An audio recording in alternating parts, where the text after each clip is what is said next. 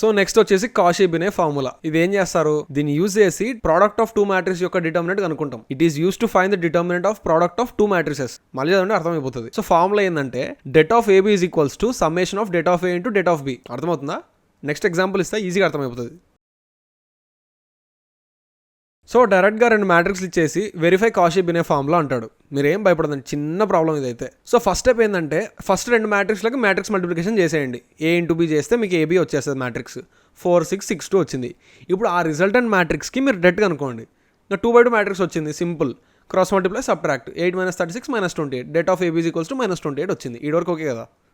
So Cauchy Binet formula ఏంది, det of AB is equals to summation of det A into det B. Summation ఎందుకు వచ్చిందంటే AB రెండు matrices ఉన్నాయి కదా, ఆ రెండు మ్యాట్రిసెస్లో సబ్ మ్యాట్రిసెస్ చాలా ఉంటాయి.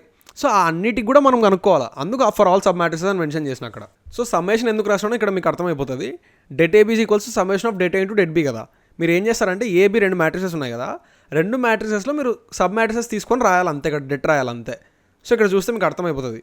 ఫస్ట్ ఏం రాసిన 1 1 3 1. సో ఏ అనే మ్యాట్రిక్స్లో ఫస్ట్ 2/2 మ్యాట్రిక్స్ తీసుకున్నా, 1 1 3 1 తీసుకున్నా. నెక్స్ట్ బీలో కూడా ఫస్ట్ దొరికే 2/2 మ్యాట్రిక్స్ తీసుకున్నా, 1 1 3 1 అయిపోయి అది అయిపోయింది. ప్లస్ నెక్స్ట్ ఫస్ట్ ఏ మ్యాట్రిక్స్కి రండి, 1 3 ఫస్ట్ కాలం థర్డ్ కాలం తీసుకున్నా, 1 2 3 -1 అది రాసేసిన. నెక్స్ట్ బీలో కూడా అంతే 1 1 0 2 రాసిన.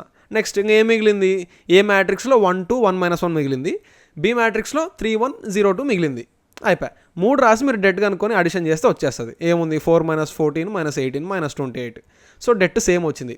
మీరు గుర్తుపెట్టుకోండి, కావాలంటే స్టార్టింగ్లో డెట్ కనుక్కున్నారు, -28 వచ్చింది.